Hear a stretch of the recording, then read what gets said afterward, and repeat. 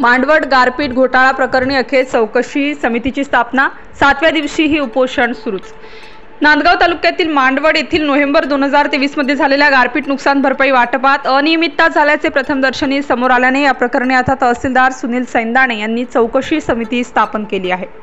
या समितीच्या अहवालानंतर दोषारोप निश्चित होणार असून या समितीला 2 दिवसांची मुदत देण्यात आली आहे। या समितीच्या अहवालानंतर दोषींवर कारवाईचे स्वरूप निश्चित होणार आहे। गटविकास अधिकारी संदीप दळवी यांनी दिलेल्या अहवालानुसार तहसीलदार सुनील सैंदाणे यांनी मांडवडला उपोषण स्थळी भेट देऊन उपोषणकर्त्या शेतकऱ्यांशी चर्चा केली। यावेळी त्यांनी कारवाईचे आश्वासन दिले, तरी उपोषणकर्ते मात्र उपोषणावर ठाम आहेत। यावेळी तहसीलदारांनी या प्रकरणाच्या चौकशीसाठी समिती स्थापन केल्याची माहिती उपोषणकर्त्यांना दिली। पुढील चौकशीसाठी तहसील स्तरावर समिती स्थापन केली असून 5 सदस्यांची नियुक्ती करण्यात आली आहे। या समितीकडून अनुदान वाटप यादी, एकूण वाटपात किती शेतकरी आहेत, बाहेरचे किती किंवा आणखी कुणी आहे का याबाबत चौकशी करण्याचे आदेश देण्यात आले असून समिती पुढील 2 दिवसात अहवाल सादर करेल। त्यानंतर दूध का दूध और पाणी का पाणी होणार आहे। दरम्यान उपोषणाला बसलेल्या शेतकरी ग्रामस्थांची तालुका वैद्यकीय अधिकारी संतोष जगताप यांच्या मार्गदर्शनाखाली शारीरिक चाचणी केली जात आहे। काय नाव आपलं आणि काय उपोषण करता तुम्ही? तर मी भास्कर लक्ष्मण आहे, मांडवड गावचा रहिवासी। नोव्हेंबर 2023 मध्ये जी गारपीट झाली त्या अनुषंगाने जी यादी प्रसिद्ध झाली, लोकांना ज्या रकमा अदा झाल्या त्या रकमामध्ये लोकांना झालेले 5400 रक्कम अदा झालेली, परंतु यादीनुसार ती रक्कम माहितीच्या अधिकारात मी काढली ती यादी ग्रामसेवककडून। त्याच्यावर 10,800 रुपये म्हणजे सारासार 5,400 रुपयाचा पारा ग्रामसेवकने केलेला आहे। याची तक्रार वगैरे केली काय नेमकं? तक्रार म्हणजे मी चौकशी पत्रक बी दिलं होतं पहिलं, त्याच्यावर चौकशी झाली नाही। नंतर मी उपोषणाचं पत्रक दिल्यानंतर आज आम्ही उपोषणाला बसलेलो। काय नाव आपलं आणि काय नेमका प्रकार? मी सुबोध साहेबराव थेटे, मांडवड गावचा रहिवासी शेतकरी।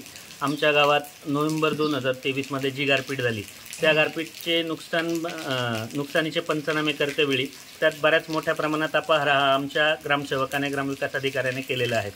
सदर अपहाराची आम्ही चौकशीसाठी पंचायत समितीचे गटविकास अधिकारी यांच्याकडे चौकशीची मागणी केली असता आणि त्यांना काही पुरावे सादर केले असता उलट गटविकास अधिकाऱ्याने शेतकऱ्यांवरच म्हणजे आम्हालाच आंदोलन दडपण्यासाठी त्याची चूक लक्षात आणून दिल्यानंतर आमचे आंदोलन दडपण्यासाठी आमच्यावरच आचारसंहितेचे कारण दाखवून कारवाईची धमकी आम्हाला दिली आणि आमचं आंदोलन दाबण्याचा प्रयत्न केला। सदर चौकशी केली असता आम्ही जे उपोषणाला बसलो जे मुद्दे त्यांना दिलेत की कुठल्याही गावच्या शेतकऱ्याचं नाव, शेतकरी गावचा, त्याचा गट नंबर गावचा, परंतु पैसे हे ग्रामविकास अधिकाऱ्याच्या घरातील सदस्यांच्या खात्यावर गेल्याचे VKID मधनं ऑनलाईनमधनं आम्हाला ते आढळल्यानंतर ह्या गोष्टी हे पुरावे आम्ही गटविकास अधिकाऱ्याला सादर केले, परंतु त्यांनी आमचं आंदोलन हे आमच्यावर असं कारवाईचं कारण दाखवून आमचं आंदोलन दाबण्याचा प्रयत्न त्यांनी केला।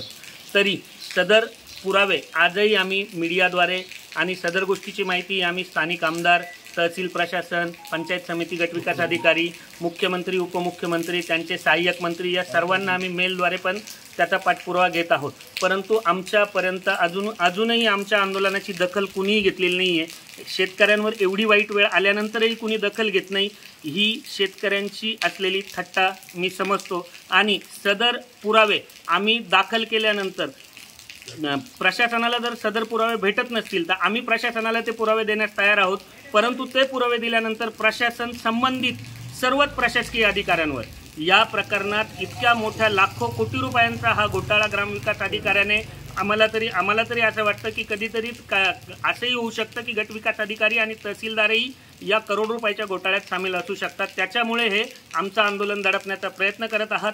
तुमच्यामार्फत आम्ही शासनाला हीच विनंती करतो की सदर प्रकरणाची सखोल चौकशी करून संबंधित